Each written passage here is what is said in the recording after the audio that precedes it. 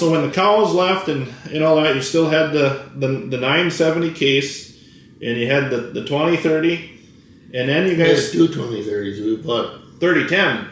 No, yeah, we had a 3010 with a loader on it too, but we also had another 2030. Oh, yes. You had a diesel. Yeah. An auction sale. Yeah, right. But what did you guys start with for four-wheel drives? I mean, when was the first four-wheel drive? When you guys must have still been milking when you had a four-wheel drive on the farm. Yeah, a case. You bought a case. Yeah. Was that the crab steer? Yep. What size was that? It was 14 something anyway. Okay. Yeah. And then didn't you have another case, another bigger one after that? 26. Yeah. 2670. So you had a 1470, and then you went to a 2670. Yeah.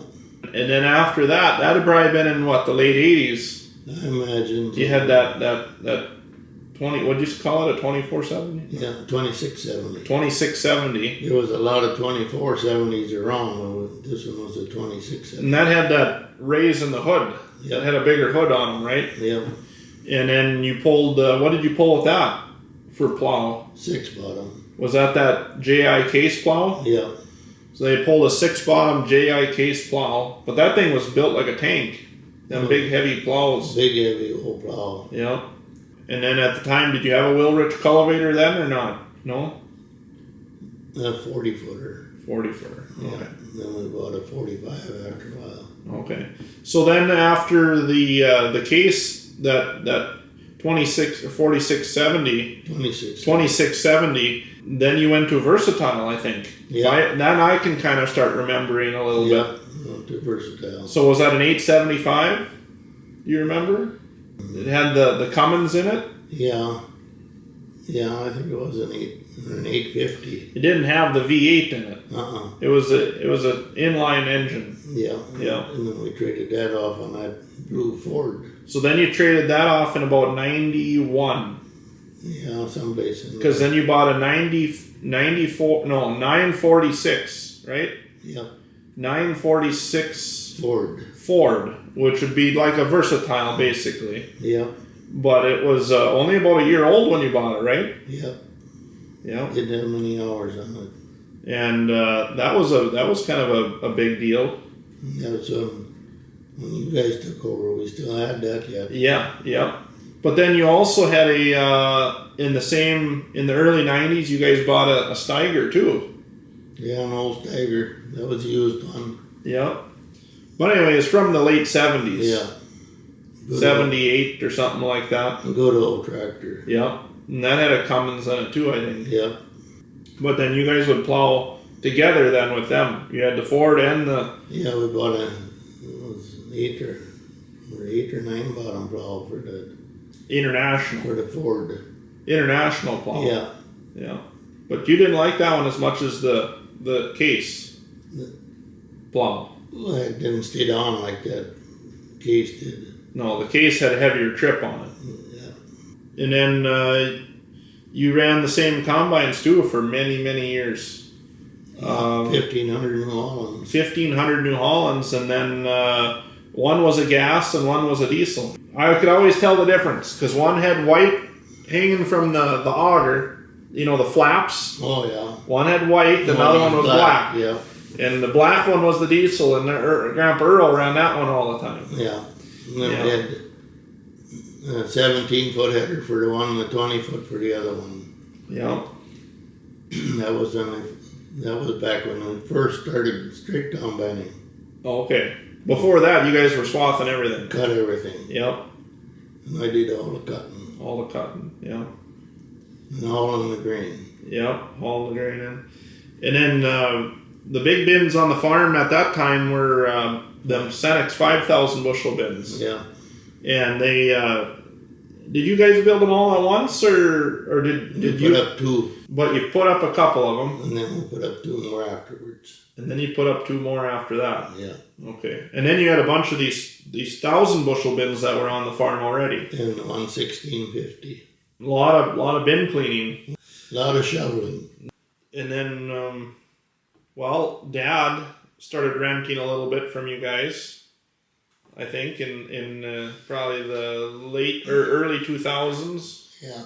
And then you guys were farming till when was the last year? What last crop you and Earl put in? Was it 2006? We were able to had the opportunity to keep everything going, and Dad and my mom bought some of the land from you and Earl, and I bought it from Earl. or from Earl, because you guys had already Split the farm up. split it up. Okay, yeah, and then so Mom and Dad were able to buy part of the farm from them, and then your part of the farm was still in CRP, I believe, and then you were able to give me the opportunity to purchase the other half of the farm. Yeah. And which I'm still grateful for. Must be what, 6-8 years ago. Yeah. Without all the previous hard work and the previous generations and a lot of rock picking. a lot of rock picking, which I don't hardly find any rock anymore, which is really nice. Well, we picked them. That's what he says. I picked them all. So we this last summer we bought a Underearth zone builder. If you guys know what that is, it's like a ripper. So we sunk that thing in the ground probably, 16, 18 inches or something like that. And we found a few of them that you missed. But they were all bigger ones. Bigger ones. But not that many, honestly. I was able to rent or borrow a rock picker from Dane. You guys know Dane, he's here every day. But anyway, I borrowed the rock picker from Dane because he's over in rock country to the west. And I picked a few that worked out pretty slick. Yeah. But I'm sure there was a fair amount of rock laying around here and there. We had three great big rock piles here, and the city come out, loaded them out and hauled them and put them in the lagoon. Oh, when they built the lagoon. Well, they lined the lagoon with it. Yeah. With rocks. Okay. Yeah. Well, that worked out nice. And they're all up slick and clean. And the ones that was too big, they brought a backhoe out and dug a big hole and buried them. Okay. Covered them all up. Well, I didn't find any of them, so no. They must have been deep enough. Yep. When we started farming the land up in Saddle, there was, I can remember, there was like 3 great big piles of rock. Yeah. And I didn't want to go around them, so we buried them. Brought in a track hole and dug the holes and then pushed all the rock in and buried them as best we could, and that was nice not to have to go around them anymore. Yeah. But there was a lot of there. Yeah, it's been an interesting journey for sure. So now the farm primarily grows corn, wheat, and soybeans, which you just started with the corn. Yeah, last couple of years. Yeah. So, but now it's I think it's here to stay and stuff like that. But you can't grow corn on anywhere in this county. I mean, you get up further north of us here, and it starts getting the lower land and kind of into the peat area, and they get frost earlier, and they get stuff. So it's you kind of got to pick and choose where you're going to be planting that stuff. And well, that peat don't thaw out. Well, that too, yeah. It stays colder longer in the spring, and it'll freeze earlier in the fall, and that's pretty much some cool season crops up there, and that's only 3 miles north, 4 miles, well, 4 or 5. Yeah. So where Morse lives, he lives just right because I'm sure you guys are gonna wonder too, but just right across the driveway. So he's just walking distance. When I was a little guy and I was over here all the time, I'd remember him. He'd always be walking over to the farm, or I'd see him walking home for lunch. Yeah, back and forth. You put a few miles on walking that trail. Yeah, between the milking cows. Walk over, milk cows, and go back and have breakfast, and come back and do chores, and go back home. And yeah, but and you've been there forever since. 65 I moved. 65. Yeah. So you've been there. Because 66 is when that big snowstorm was. 66. You want to talk about that a little bit? So in 1966? Yeah, I was living in town in trailer court. Okay, that was before you built the house out by the farm here? Yeah. Okay. And I'd left town at 4 o'clock in the morning, or a little before that. And it was snowing? Yeah, it was snowing bad, and there was a semi going east. I followed him out. And then when I got to our road here, I turned on the road and it was bare, and I thought, oh boy, this is easy. I got down to where the county got a sign up that says stop ahead. I got to there and it was, and there I sat. Oh, it was a big drift. Yeah. And I started shoveling myself out, and as I was shoveling going backwards to get back to the highway, it was filling in behind me. So I shoveled all the way back to the highway.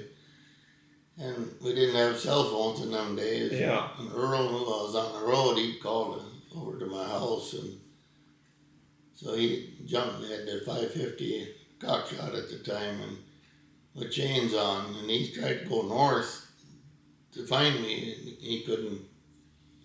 He couldn't get through on it with there. So then he come back. So the gravel road that he's talking about goes north of the farm about 3 miles? Yeah, to the highway. To the highway, the main highway. And you turned off the main highway north of the farm on this gravel road and you got stuck. Yeah. And Grandpa knew that you were on your way out because he'd called your house, talked to your wife, Yeah. and said, yeah, he'd left a while ago and Earl hadn't seen him showed up for milking yet. So then he took off with the tractor and tried going north. He couldn't get through with the tractor chains on, so then he come back and then he went a mile east over onto the big road. Oh, he went out over, or just a mile east over to kind of it wasn't a highway at the time. It wasn't a highway. But it was a bigger gravel road. Yeah. So he went 1 mile east. Yeah, and then he come back and then he found me there. We were going to hook onto the car and pull it the way he'd come. Yep. Couldn't pull her anymore, so we pulled the car in there and left it set on the crossing. And then I rode the tractor out, and then I stayed with Rudy then for 4 days. We ended up dumping milk because there's no place to put it. The milk truck couldn't come. And had that 800-gallon tank, but that filled up pretty quick. Then when finally the plows went by, I went down there to the car, and there was just the antenna sticking out. And I shoveled it out and raised the hood up on the car, and you couldn't see there was a motor underneath there. It was just solid snow. Packed all right in there. Yeah, because the storm come from the northeast, and the car was facing north there, and it put a filter in. Oh, no. So that was in 60 what? 66? 66. Yeah. 1966. So what kind of car did you drive? Were you driving? March 4th. March 4th? Yeah. What kind of car were you driving? 62 Dodge. 62 Dodge. Bought new when I got out of the service. Okay. Well, I'll be darned. So you guys were dumping milk for 4 days, huh? Well, did you have power? Yeah, we had power. Okay. So it had a drain there, in the wild loss. So there was a drain there. Yeah. Pulled the plug and let it run out as we milked and kept her full. And when the milk truck finally come, then we had full tank of milk. Nice. We filled up buckets. Yep. And everything we could fill up, we filled up and dumped that into the tank as it was pumping out. Speaking of weather and stuff, so what are some of the cold days? You said you were just telling me. 52 below is so cold as I've seen it, but we used to have days at 3 weeks at a time when it'd be 40, 45 below at night and 20 below at the high in the daytime, sun shining. And I'd go out in the field every day with a tractor, no cab or nothing on it. Spreading manure. Spread manure. Once in a while, the spreader would break down. I had to come back and go in the barn and crawl underneath there and fix the chain and go back out and finish unloading. And things never break when it's cold. No. So you had a little winter front on that thing then, or what? Later on, that was when I had the John Deere, the 2030. Okay. I had a winter front on that. Otherwise, the old E3s were wide open. Oofda. So what would happen? That was when the barn cleaner, you would dump, or did you have to shove? Was pitching it on by Pitching hand. it on. Yeah. Yeah. Earl on one side and me on the other side. And go down the gutters and move the tractor ahead, and pitch her on. Then he'd do all the bidding when I was out unloading. So when you guys put the lagoon in, then you didn't have to spread in the winter? Then you would stay there, and you could spread it in the spring? You would hold all the manure? Yeah, all the manure, and then or would you spread in the fall? Or do you do it twice a year? No, we spread in the fall. So it would hold it for a whole year? After the crop cut off. Then we'd agitate it and haul it out. Usually about 30 loads. 3,000 bushels. Well, 3,000 That ain't gallons. so bad. It'd take 1 day to agitate it and 3 days to haul it out. Well, that ain't so bad. No. That sure beat the manure spreader every day out in the field. A little strong around here in the neighborhood, though. I'm sure. A few days. I'm sure it got a little rich. Yeah. So when I made that lagoon, one of the supposed to be smart people figured out how much room we needed, to hold it. Okay. And the first year it only got about half full. So then we got cat in here and pushed it in, made it smaller. One year it didn't freeze up, but it got plugged with manure. Because there wasn't enough manure. Well, it wasn't that. It was using too much straw, and it got bound up out there. Oh, it wasn't liquid enough. So we had to dynamite it to get her open. She just whoosh, she come out of the pipes when we got it open. So how did that work then? There was like a plunger that would push the manure out in. Barn cleaner just come around over an open hole there, and there was a plunger there, and that would push it out to the manure. And then it was. And that was about 100 feet out there. Did you have to add water to that, or did it just stay liquidy? It stayed liquidy all the time. Okay. Because there was a lot of manure, a lot of pee in there. A lot of urine. Yeah. So you guys never built.